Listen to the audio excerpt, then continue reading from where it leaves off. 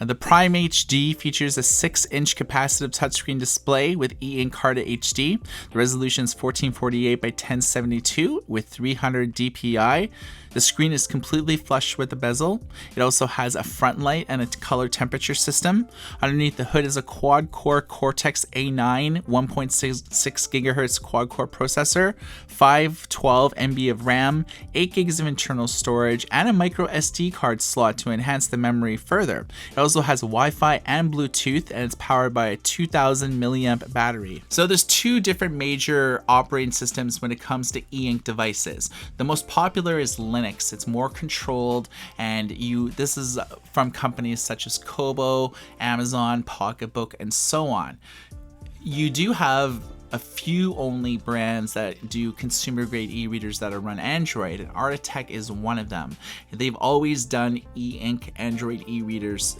The benefits is that you can craft your own experience. You can install alternative app stores. You can install apps directly from Artatech's own ebook store. This is your home page. You have your current read, recently read, etc. And then you have some elements on the bottom. Library shows off the books that are in your library. They auto-generate with thumbnails and titles.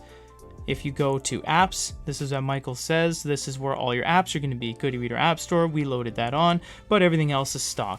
Continuing at the bottom, you have free books. And what free books is, it actually fetches free books from two of these sources that you can choose. They're just content feeds. They have multiple categories: bestsellers, new and noteworthy, of course. We're just gonna choose anything because simply for the review. Once it loads, it'll take a couple clicks because you have to let it generate. Then you have the EPUB, by, description, details, and a thumbnail of the book cover. Files is your device file manager, so it'll show everything that is on your device or the SD card that you plug in, and internet is just the internet browser. The stock reading experience is a little bit simple, so you will have to go through an app store to find a reader app that you like a little bit better, because this one is very bare bones. You can choose your fonts, publish with default, a handful of fonts, the font size that you can change with the slider bar or by simply pinching and zooming the screen. You do have a couple things here: contrast, screen orientation because it doesn't have a gyroscope, margins, interlines or line spacing. You have some search here, and you have all of the notes and highlights that you've made, which we'll show you how to do right now. You just long press and you can make highlight, notes, copy, or you can search the internet for it. The one we'll focus on is notes because that shows off the keyboard. It is a conventional QWERTY keyboard.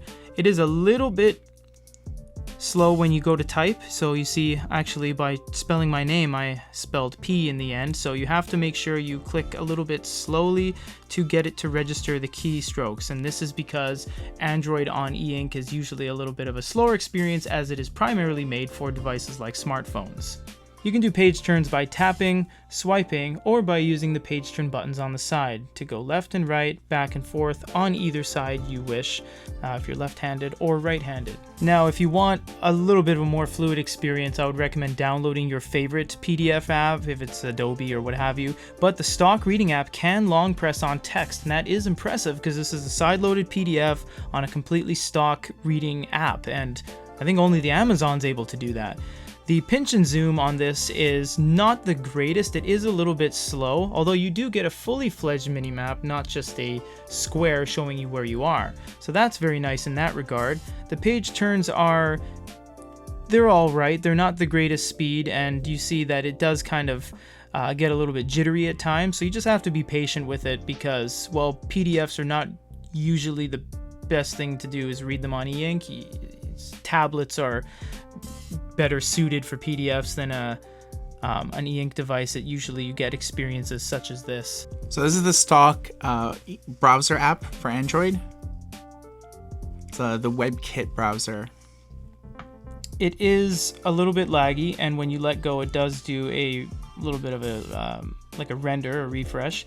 I would probably recommend downloading something like a light app, so a browser that has a light or like a Go app, because that would be a little bit more lightweight than this. The device itself is handling it as best it can, but sometimes the app just can't cooperate when it comes to fully fledged pages loading. It just kind of can't keep up. Recently, as of 2019, we've seen a lot of e-reader companies employ blue LEDs and orange LEDs, which is the norm recently. However, we see that they went with white LEDs and blue LEDs, something we haven't really seen too often. You can find a decent white balance by finding something in the middle, but I would have liked to see that orange there so you could really change it to those two extremes. Get the candlelight effect. Absolutely. So if you want to cancel out a fluorescent light versus a halogen versus an incandescent, you have that ability, but having white with blue, it's just they're too similar. So you end up not getting that much of a variance.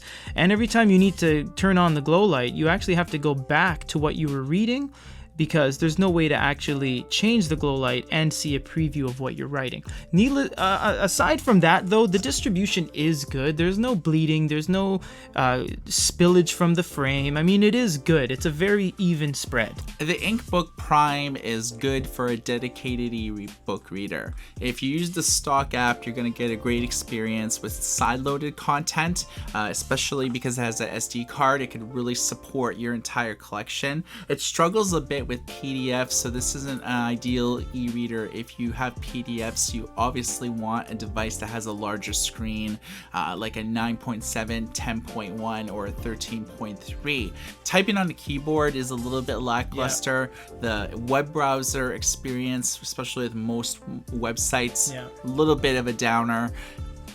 I feel that sometimes that this e-reader struggles a bit in terms of having to press a key multiple times in order for anything to kind of really show up. So thanks for watching, everyone. This is the Inkbook Prime HD. For GoodEreader.com, my name is Michael. This is Peter. Everybody take care.